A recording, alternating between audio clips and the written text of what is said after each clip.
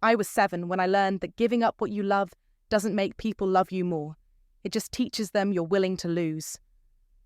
My name is Sadie, and I'm staring at my bank account balance, trying not to throw up.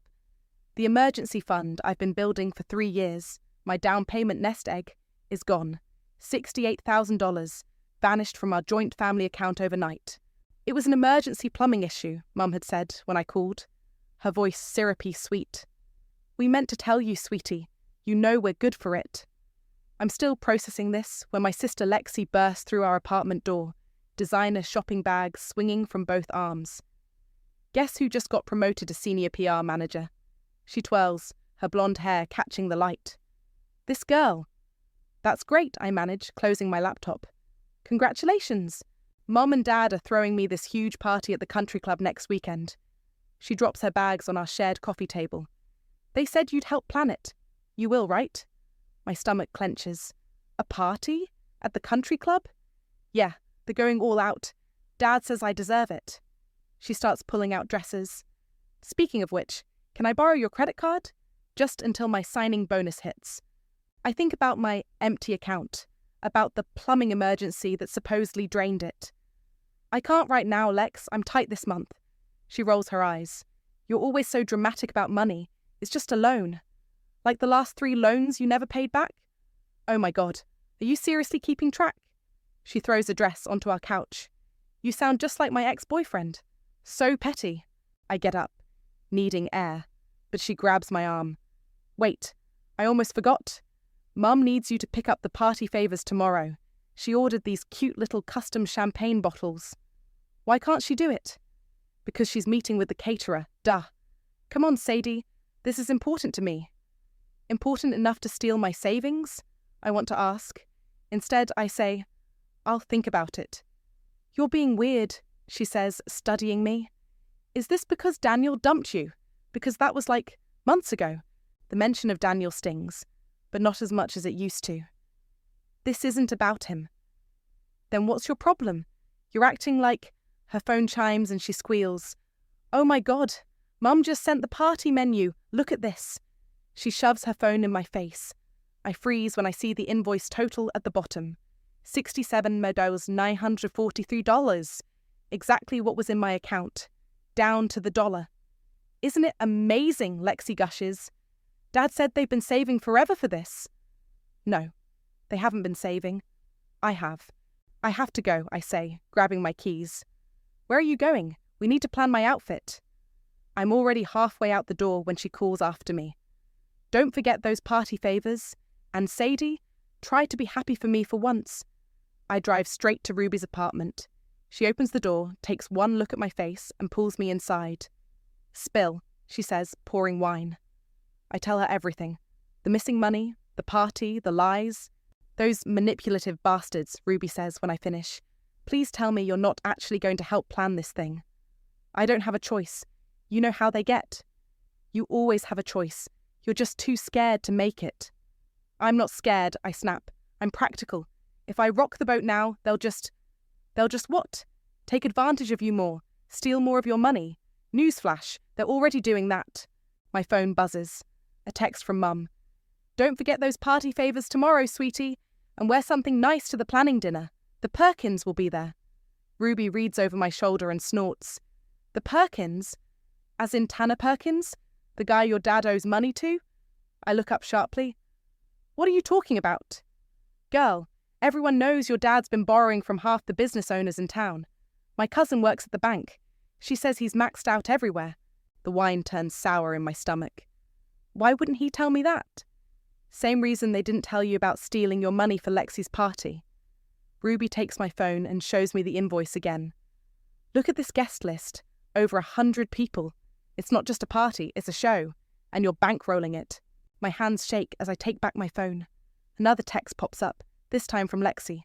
BTW, I'm turning your corner of the apartment into my walk-in closet. You don't need that much space anyway. Love you. Something inside me snaps. Ruby, I say quietly, I think I need your help with something. She grins, already reaching for her laptop. I thought you'd never ask. The planning dinner is exactly what I expect. A masterclass in manipulation disguised as celebration. Mum's dining room looks like a Pinterest board exploded, with sample centerpieces and colour swatches everywhere. "Sadie, darling, you're late," Mum says, air kissing my cheek. "Everyone's already here." Everyone means the usual suspects. Dad holding court at the head of the table, Lexi preening beside him, and the Perkins, looking far less comfortable than usual. Traffic, I lie, taking the only empty seat, directly across from Tanner Perkins, who won't meet my eyes. "We were just discussing the speech order," Mum says, passing me a typed schedule. "You'll go right after your father." "Speech?" I look up. "I didn't agree to give a speech." "Of course you did," Lexi chirps. "Remember? About how proud you are of me?" "No, I definitely didn't." "Sadie." Dad's voice carries that warning tone I know too well. "Your sister's success is a family celebration. We all play our part." I notice Tanner shift uncomfortably in his seat. Interesting. "Speaking of family," Mum interjects brightly, "we have the most wonderful surprise."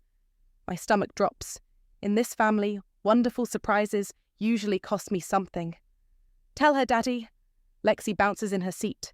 Dad clears his throat. "Well, Princess, since your career is really taking off, we thought you could use more space, so we've arranged for Sadie to move out of the apartment." The room spins. "You what? Isn't it perfect?" Lexi squeals. "I'll finally have room for all my work clothes." "When exactly were you planning to tell me this?" My voice sounds strange, even to me. "We're telling you now, silly." Mum laughs, that high, fake laugh she uses when she's nervous. "We found you the cutest little studio across town. It's cozy." "Cozy," I repeat. "With what money exactly?" The table goes quiet. Tanner suddenly becomes very interested in his water glass. "Now, Sadie," Dad starts. "This isn't the time." "Actually, it's exactly the time." I stand up. "You stole my savings, threw it at a party I didn't agree to, and now you're kicking me out of my own apartment?" "Nobody's kicking you out," Mum hisses, eyes darting to the Perkins. "We're helping you become independent." "Independent?" I laugh. "Like how you helped me be independent by making me co-sign Dad's business loans." Tanner chokes on his water. Dad's face goes white. "That's enough," Mum snaps. "You're embarrassing your sister." "God, Sadie, why do you always have to make everything about you?" Lexi whines. "This is my moment." "Your moment?" I'm shaking now. "Do you know what my moment was? When I made junior partner last month, no one even noticed because you were too busy planning your birthday week. That's different. Or when I got that scholarship to business school. Mum was too busy helping you recover from your third failed semester to even come to the ceremony." "Sadie, please." Dad tries to stand, but I'm already heading for the door. "Wait!" Mum calls after me. "What about the party favours?" I turn back one last time. "Get them yourself. I quit." I'm halfway to my car when Lexi catches up to me. "You're being so selfish right now." "Selfish?" I spin around. "You took my entire savings." "You weren't even using it." "It was for a house, Lexi. My future." She rolls her eyes. "Please. We both know you'll never leave. You need us too much." "Need you?" Something clicks inside me. "You know what? You're right. I do need something." I pull out my phone and dial Ruby. "Hey," I say when she picks up, not breaking eye contact with Lexi. "Remember that thing we discussed? Let's do it." "What thing?" Lexi demands. "What are you planning?" I smile, and for the first time I see real fear in my sister's eyes. "You'll find out at your party." "Dad!" She screams toward the house. "Sadie's threatening me." "Not threatening," I say, getting into my car. Promising, I drive straight to Ruby's place, where she's already set up her laptop. "You sure about this?" she asks as I walk in. I think about my empty bank account, about the cozy studio they plan to dump me in, about years of being the responsible one, the reliable one, the one who always gives in. "Show me everything," I say. "Every loan, every credit card, every lie." Ruby grins. "Girl, you're not ready for what I found?" My phone buzzes. A text from Dad. "Just got the final guest list. Over 100 people coming to celebrate our Lexi. Don't let us down."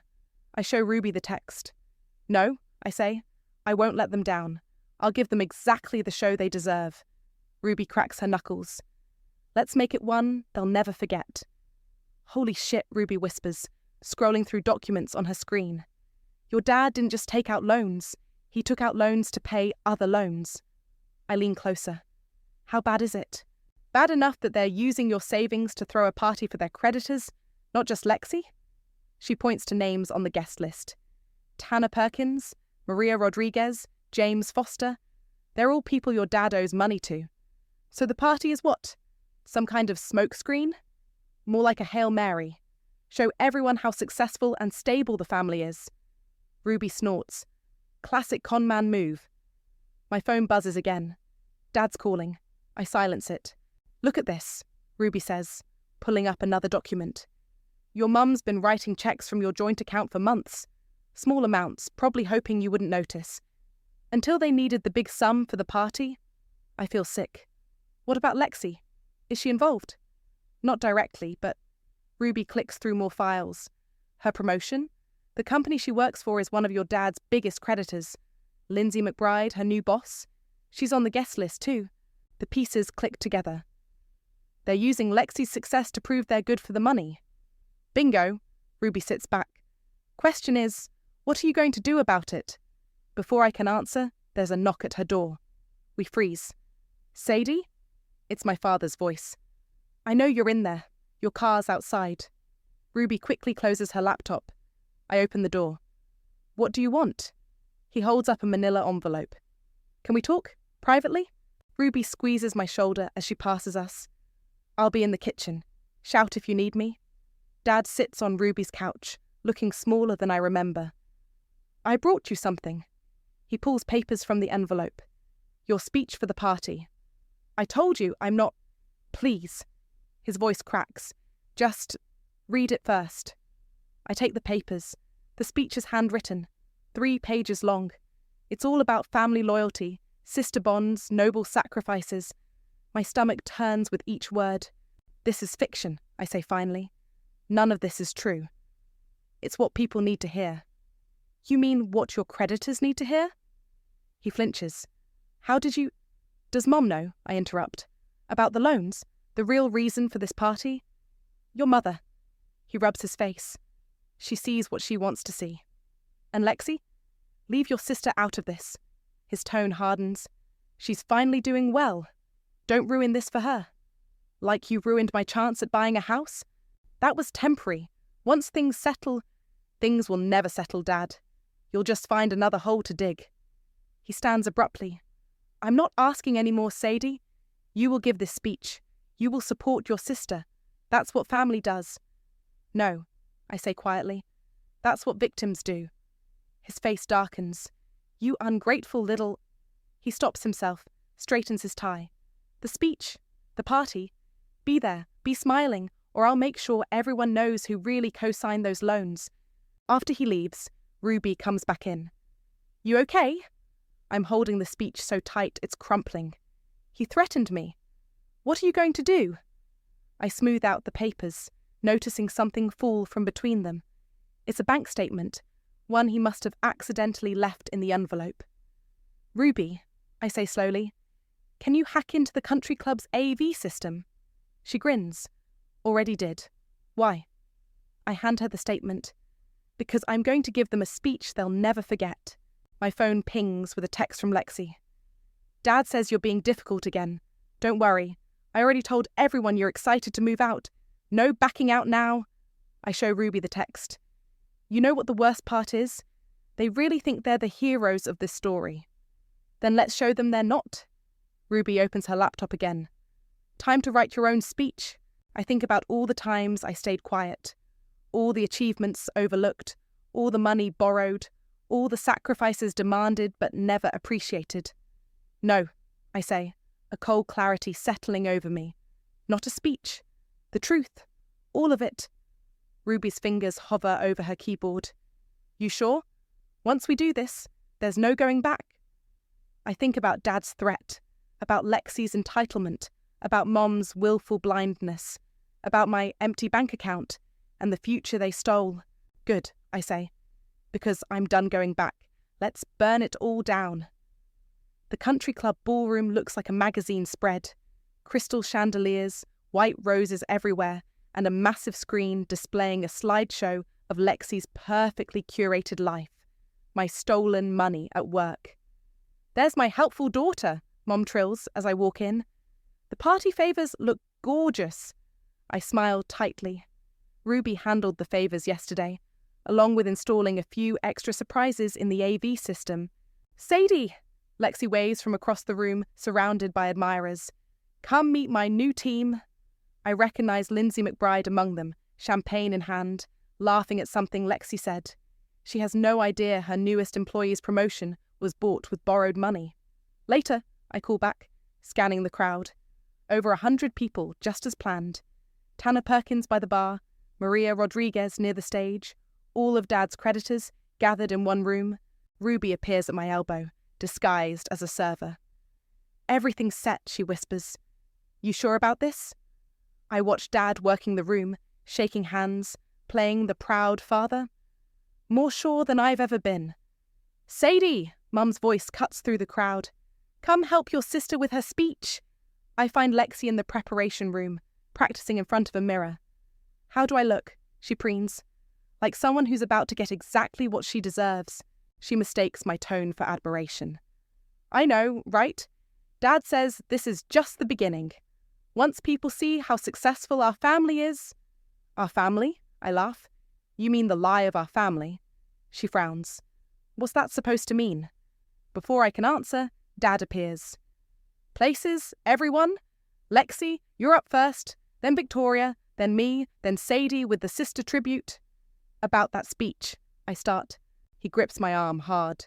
"Not another word." His smile never wavers. "Just stick to the script." The lights dim. Lexi takes the stage to thunderous applause.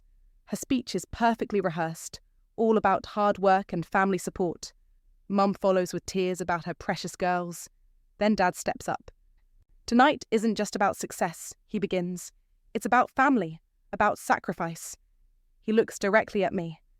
Which is why I'm so proud to announce that our eldest daughter, Sadie, is making a beautiful gesture. The crowd murmurs. I feel my pulse in my throat. Sadie has decided to move out of their shared apartment, giving her sister the space she needs to grow her career. That's what real family does. They put others first. Applause erupts. Lexi blows kisses. Mum dabs her eyes. And now, Dad continues, Sadie will share what this moment means to her. I walk to the stage slowly, passing Ruby at the tech booth. She gives me a subtle nod. "Thank you, Dad," I say into the microphone. "You're right. This is about family, about sacrifice." I pause. "About truth." Dad's smile freezes. "My father talks about putting others first. He would know." I signal Ruby. The screen behind me flickers. He's been putting his lies first for years. The slideshow changes to bank statements, credit reports, loan documents. Gasps ripple through the crowd. "That money you're drinking," I continue, "those flowers you're admiring, they're not paid for with family success.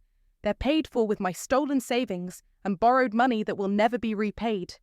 Tanner Perkins stands up sharply. Other creditors follow. "Sadie," Dad hisses, rushing the stage. "Stop this now." "Why? Isn't this what you wanted? Everyone knowing our family's truth?" I turn back to the crowd. "Did you know my sister's promotion came right after Dad met with her boss? That this whole party is just another con?" Lindsay McBride's face goes from confused to furious. Lexi starts crying. "Security!" Mum shrieks. "Cut the microphone!" "Too late," I say, as more documents fill the screen. The truth doesn't need a microphone. The room erupts in chaos. Creditors demanding answers, guests rushing for the doors, Lexi screaming at her boss. And in the middle of it all, my parents, finally facing what they created. "You've ruined everything," Mum sobs. "No," I say, stepping off the stage. "You did that yourselves. I just turned on the lights." I walk through the pandemonium toward the exit, past Tanner already on his phone with his lawyers, past Lindsay telling Lexi not to come to work Monday, past the wreckage of a family built on lies. Ruby meets me at the door. "That," she says, "was better than therapy." It's not over, I reply, watching Dad try desperately to calm his creditors. This is just the beginning. My phone buzzes, a text from an unknown number. I open it and freeze. Hey, it reads. It's Daniel. We need to talk. I'm sitting in my car in the country club parking lot, staring at Daniel's text, when someone pounds on my window. Lexi's mascara-streaked face appears, contorted with rage. Open this door right now. I roll down the window an inch. Why? So you can explain how this is somehow my fault? My boss just fired me. She kicks my tire. Do you have any idea what you've done? Expose the truth? Yeah, that was kind of the point.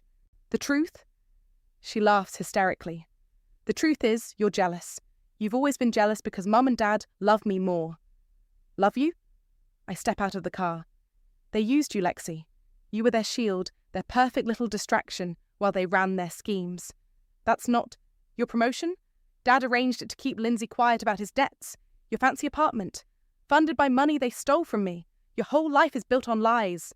At least I have a life, she screams. What do you have? No boyfriend, no house, no... Lexi! Mum's running toward us, Dad close behind. Get in the car. We need to leave before... Before what? Tanner's voice booms across the parking lot. He's walking over with two other men in suits. Before we discuss the money you owe us? Dad steps forward, arms raised placatingly.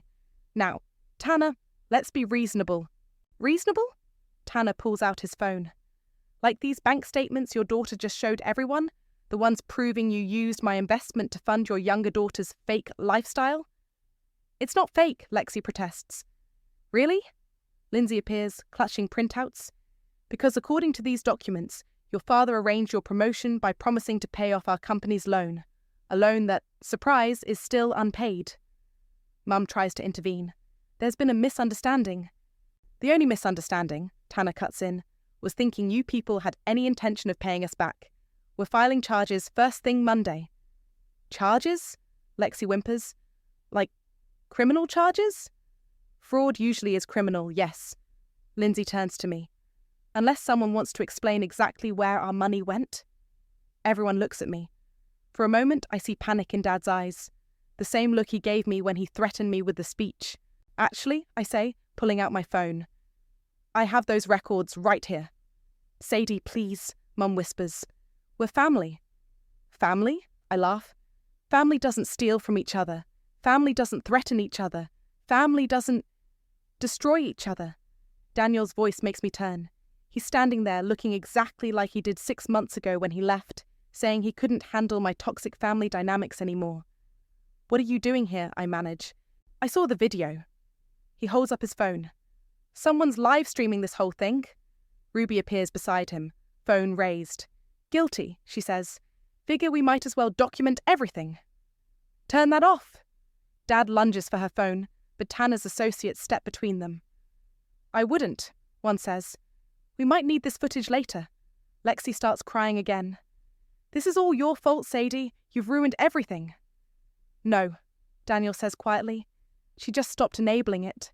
I look at him, really look at him, and see something I never expected. Pride. Mr. Perkins, I say, turning back to Tanner. I have complete records of every transaction, every loan, every lie, and I'm happy to share them all. You wouldn't? Mum gasps. We're your parents? No, I reply. You're criminals who happen to raise me, and I'm done covering for you. I send the files to Tanner and Lindsay, watch their faces as they scroll through years of fraud and manipulation. This is... Lindsay looks up at Lexi. You knew about this? I didn't... Lexi backs away. Daddy, tell them I didn't know. But Dad's already talking quietly with his creditors, trying to salvage what he can. Mum grabs my arm. How could you do this to us? The same way you did it to me, I say, pulling free. One calculated move at a time. I walk away as Tanner starts making calls, as Lindsay documents everything, as my family's carefully constructed facade crumbles in a country club parking lot. Daniel follows me. Can we talk? About what? How you were right about them. About how brave you are. He touches my shoulder. And how sorry I am for leaving instead of helping you see it sooner. My phone buzzes. Ruby sending me the livestream link.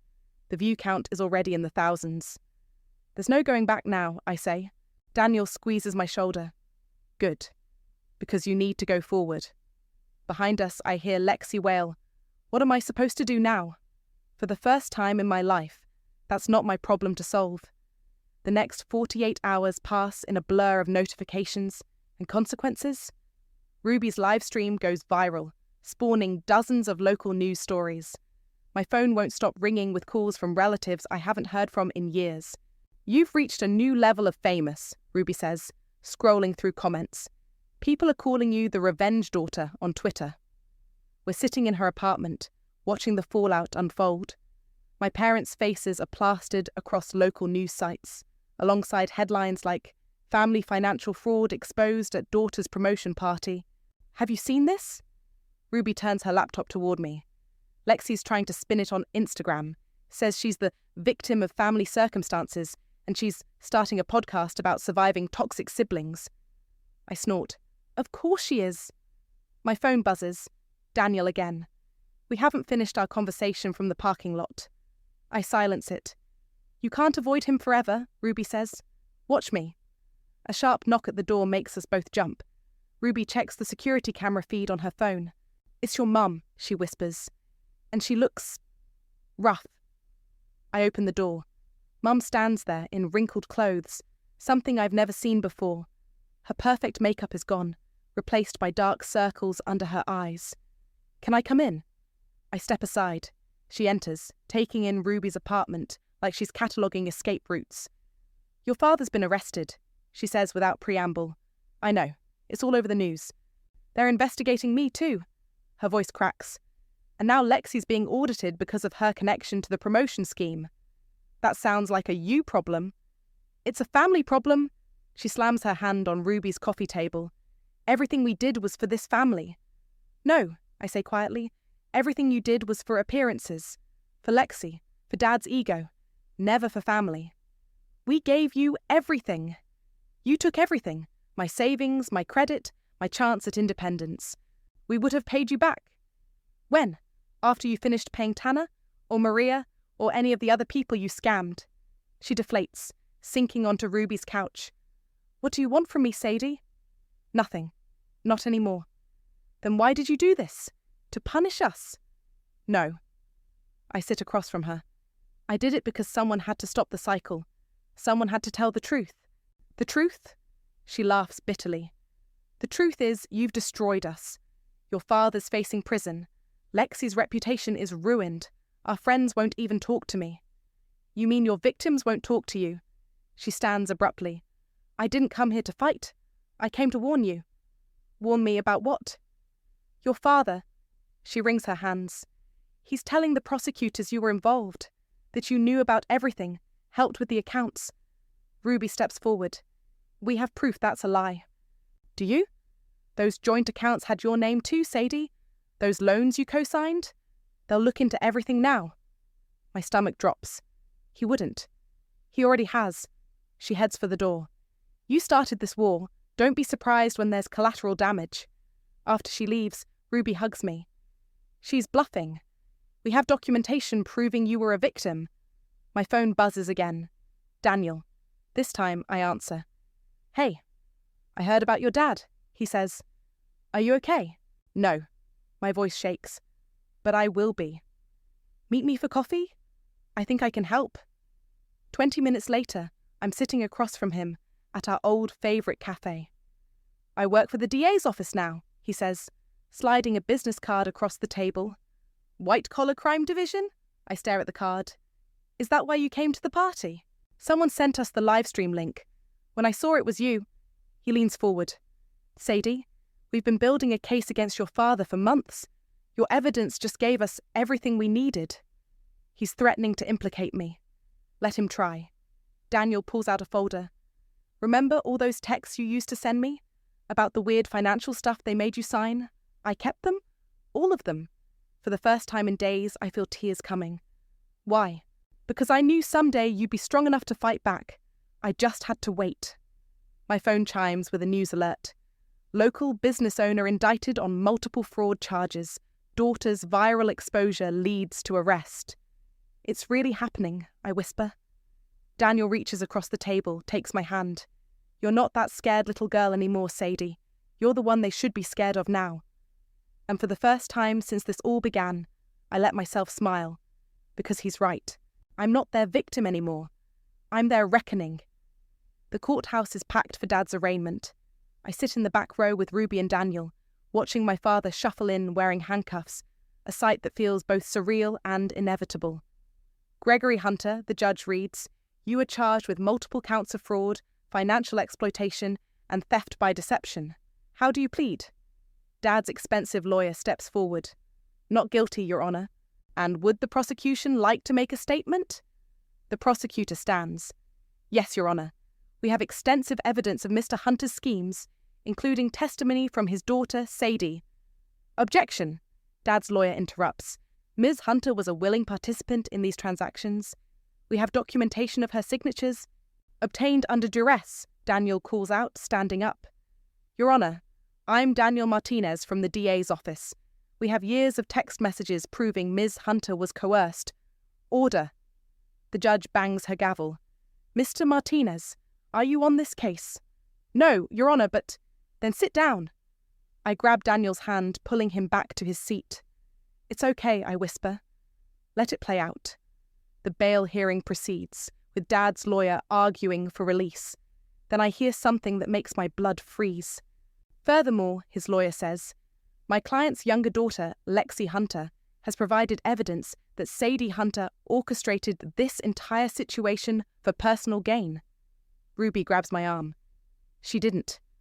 But there's Lexi, walking to the front of the courtroom in designer clothes that probably cost more than Dad's bail.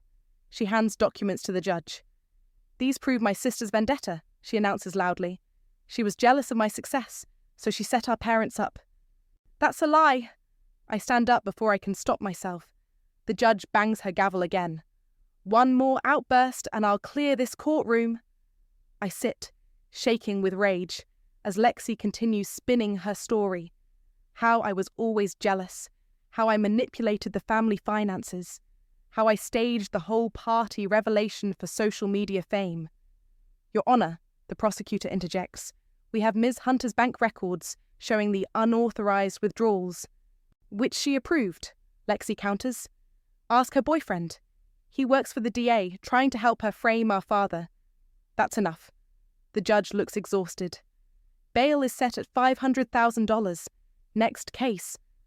Outside the courtroom, Lexi struts past me. "Karma's a bitch, sis."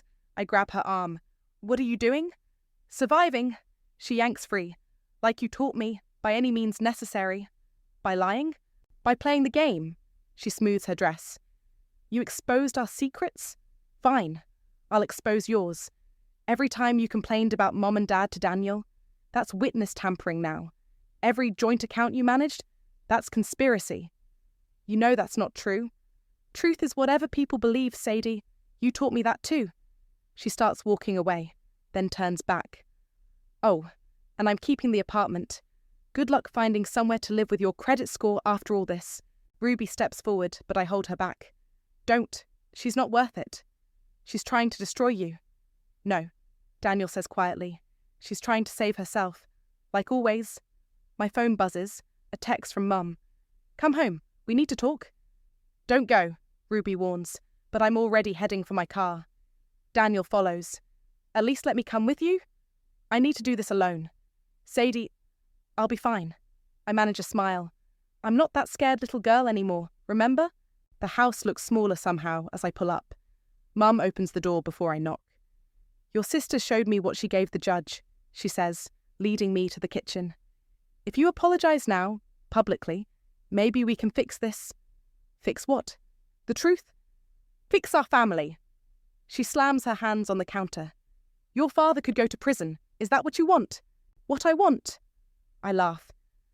I wanted parents who didn't steal from me, a sister who didn't betray me, a family that actually loved me instead of using me. "We do love you." "No." I head for the door. "You love what I could do for you. There's a difference.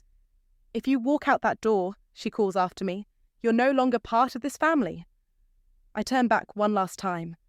"Mum, I was never really part of this family. I was just the bank account you kept withdrawing from. Outside, the sun is setting. My phone shows missed calls from Daniel, texts from Ruby, and a new email from the DA's office requesting my formal testimony.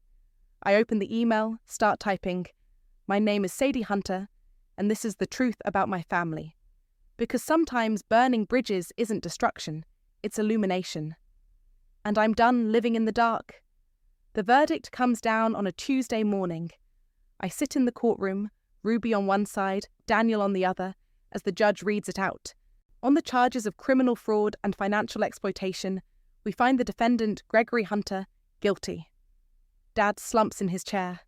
Mum starts crying. Lexi isn't here. She's too busy doing damage control interviews about being the unwitting victim of family fraud. The defendant is sentenced to 5 years in federal prison, with restitution to be paid to all victims. As they lead Dad away, he looks back at me. For a moment, I see something I've never seen before in his eyes. Respect. Outside the courthouse, reporters swarm us. Sadie, how does it feel to be the whistleblower who brought down your own family? Before I can answer, Mum pushes through the crowd. Haven't you done enough? She hisses. Your father's going to prison. Your sister's reputation is ruined. Are you happy now? Actually, I say clearly, making sure the cameras catch it. I am. Because for the first time in my life, the truth matters more than appearances. She recoils like I've slapped her. You're not my daughter anymore. No, I agree. I'm something much scarier. I'm a witness. Ruby pulls me away from the media frenzy toward her car. Come on, I have a surprise for you. She drives us to a small house in a quiet neighborhood. Daniel's car is already parked outside. What's going on? Remember that money your parents stole? Ruby grins. The court ordered full restitution, with interest. Daniel meets us at the door, holding keys. Plus, your testimony helped recover funds for other victims. There was a reward. I don't understand. The down payment you lost? Ruby takes the keys from Daniel. You just got it back, ×2. She hands me the keys. I stare at them, uncomprehending. This is yours, Daniel says softly, if you want it. I walk through the house in a daze. It's nothing like the mansion I grew up in. It's small, simple, real, like the truth. How did you arrange this? Remember Tanner Perkins? Ruby laughs. Turns out he's not just a creditor, he's a real estate developer. When he heard you were looking... My phone buzzes. A text from Lexi. Mum's declaring bankruptcy. Thanks for nothing. Then another. I got offered a reality show deal. Surviving Toxic Sisters or something. Hope you're ready to be the villain. I show the text to Ruby and Daniel. She'll never change, will she? Ruby sighs. No, I say, deleting the messages. But I have. Daniel touches my shoulder. You okay? Better than okay. I walk to the window, look out at my new front yard. I'm free. About that, he says hesitantly. I've been thinking... Don't. I turn to face him. You were right to leave before. We needed to break so I could fix myself. And now? Now? I smile. Now we can start over. As equals. If you want. He answers by kissing me. Ruby fake gags. Get a room? Actually, you have several now. My phone buzzes again. An email from the DA's office. Following your testimony, we're launching a wider investigation into similar family financial fraud cases. Would you be willing to consult? They want me to help other victims, I tell Ruby and Daniel. Use my experience to prevent what happened to me. Look at you, Ruby says proudly, turning pain into purpose. I walk through my new house, my house, bought with my truth, touching the walls, claiming each space. In the kitchen, I find a small package from Ruby. Inside is a familiar-looking toy, a replica of the one I gave Lexi all those years ago. The note reads, "This one's just for you. Keep it this time." I place it on the windowsill, a reminder that some things shouldn't be given away, like dignity, like truth, like self-worth. Outside, the media vans are probably still hunting for their next soundbite. Mum's probably planning her next manipulation. Lexi's probably plotting her redemption arc. But in here, in this space I earned by finally speaking up, none of that matters. So, Ruby calls from the living room, What's first on the agenda for the new Sadie? I join my real family, my chosen family, in my new living room. First, I say, we make this place ours, then we help others find their voice. And your parents? Lexi? I look at the toy on the windowsill, catching sunlight. They taught me what family isn't, I say. Now, I get to learn what family is. Daniel squeezes my hand. Ruby starts planning a housewarming party, and I feel something I haven't felt in years. Peace. Because sometimes the happy ending isn't about forgiveness, sometimes it's about freedom, and I'm finally completely free.